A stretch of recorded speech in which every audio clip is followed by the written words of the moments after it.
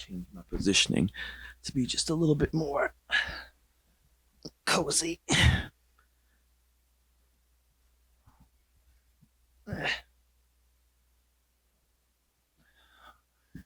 Yeah, that works.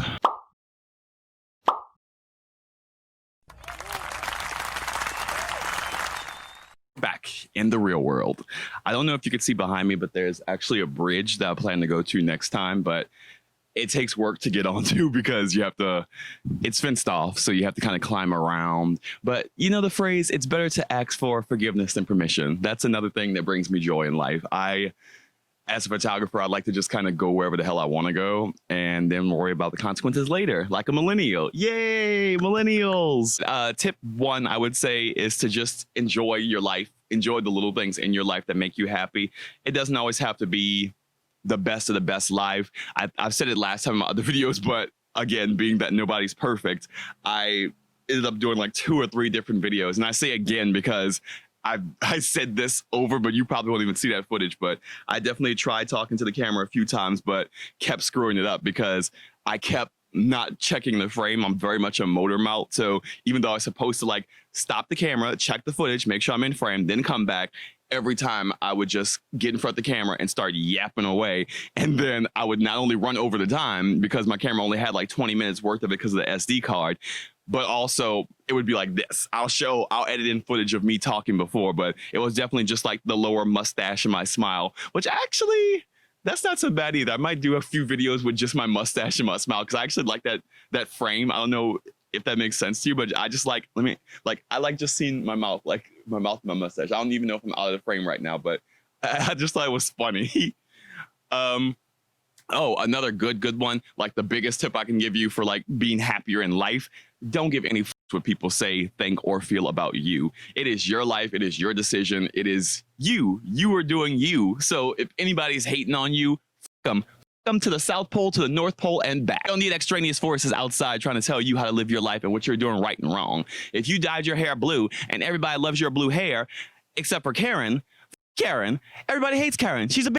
Didn't you know? Well, now you know. Don't listen to Karen. Listen to me. Listen to us, the people that tell you you look cute with your blue hair, because it's true. And listen to your own mind. If you love your blue hair, then you must be right. That blue hair must be banging. Another good tip is to just enjoy your reflection every now and then. Look at yourself in the mirror and just be happy with what you see and who you are. This kind of goes back to the other tip about like, if you dye your hair blue and you like it, that's all that matters. You are the one wearing the hair. It's your hair. So definitely enjoy your hair. And I think your blue hair looks amazing. I can't see it, but I see it in my mind's eye, and in my mind's eye, that blue hair banging. So yeah, or purple or magenta or green, pink, whatever you're dyeing it, it probably looks good. So don't worry about what other people think about it, because they'll probably be shocked, taken aback by it, whatever, because it's not their life or something they would necessarily do. But after a day or two of getting used to you with it, they'll definitely come around. Like Maisie Williams, she dyed her hair pink, but I didn't even take a moment for that. Like I instantly was like, that pink hair is banging on her. And you know, she probably was scared about it, worried about it, but she went out there and took that chance and dyed her hair pink. I would recommend that for anybody. Like this now with my hair, I cleaned up, as you can see from last night, but I still have my beard for one, because I haven't had a beard in, that'll go on to the next tip, but I haven't had a beard in like my entire life until I was 30. Once I hit 30, then I was like, you know what? I'm sick of trying to be a pretty boy. I want to be a fine man, and a fine man has a beard. So yeah, I got a beard and I kept it. But then the next thing was my hair. When I was 15, 16, I had these little twisty hairs going on. And it was fun, but I just didn't like the particular way it was coming out at the time. And the way products was then, like 15 years ago, they weren't as good. They weren't doing the thing. Like your hair had to be real stiff and crusty. And I hated that feeling, like having stiff, crusty hair. So that was the last time. And that was literally half my life ago. And that was the only time I had ever grown my hair. Well, in middle school, I had a little tiny fro most of my middle school life, but I never did anything with it other than sometimes pick it out. Like my hair was usually just like whatever in middle school. I was a mess in middle school, but you glow up. But yeah, my hair brings me a lot of joy. So at least growing it out. The process for growing it out this year has been really fun so far. It's only been 2 months, but that brings me joy, and I'm not going to let anybody take it away from me, even if they say, oh, I actually liked you better with short hair. Okay, well, you'll see pictures of me with short hair. Go on Facebook, go on Instagram, find pictures of me with short hair and love it, because it's not happening right now. The next tip is to enjoy the journey that you put yourself onto. Be it dyeing your hair, be it growing your hair, be it deciding to get pregnant, be it deciding to get married, be it deciding to be single, divorced, whatever your decision is that you decide to make for yourself, be happy in it, enjoy it, because again, it's your life, it's your decision. And if that decision makes you happy, if you feel yourself getting happier as you make that decision, then you know that the decision was the right decision for you to make, if that makes sense. I would say I've had quite a few instances where I was worried that I wasn't doing something that everybody else would agree with, but I knew that it was something that I liked. So I went with it, much like being gay. It's not something everybody agrees with. It's not something everybody would want from me, but it's where I'm at. So I'm gonna work with it. Also blackness, especially right now in these times with these people that are, the worst. I'm black, and that's just how it is. So if you don't like my blackness, then go away, because it's here to stay. Also, another tip I would say is to just be able to roll with the punches. You can't let the little things bother you, but you also can't let little things pile up. Yeah, you can't let little things pile up on top of you that don't make you happy or that irritate you or annoy you. But the card thing, that's like the littlest, most finite problem I can think of, because again, usually when things go bad for me in a day at work, that was that day. Like as soon as I get home, even not even before the day's over, as soon as I leave that building, that day for me is over. Everything bad that happened at work, everything that people did or said to me that I didn't like, every little snide comment that I heard from people, I'm out the door. I'm out the door. I'm out the door. Out the door. I'm out the door.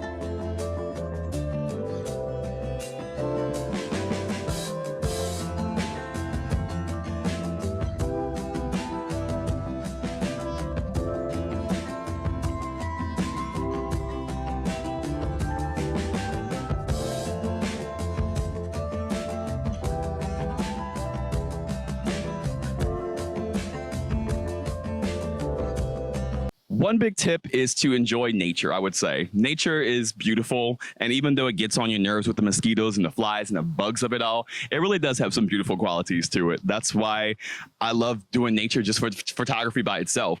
Look around, look at the beautifulness, the trees, the sky, the water. Well, not so much the water. I don't know if you could see, but the water's literally brown, so yeah. Another good big tip I would say is movies. I am a big, huge movie buff along with my sister. We love movies. We always are quoting movies and stuff. So I constantly go around just like when I'm alone or by myself, or even if I'm just like doing my own thing, I just constantly think about funny movie quotes that make me laugh all the time. Like currently I can't stop thinking about Brenda from Scary Movie 2, even though that movie's so old, but like it just makes me laugh all the time. I got you. You on candid camera now. You ain't know that. What's another one? That was from part 1 though, I think. Part 2 was like with the skeleton, like, please just let that thing mutilate her white ass so I can live. Oh yes, she fell. Lord, why? We would have been survived if you would have just shut the fuck up. She was so funny. Cindy, your TV's leaking. Cindy, this bitch getting water all over my floor. I'm kicking her ass, Cindy.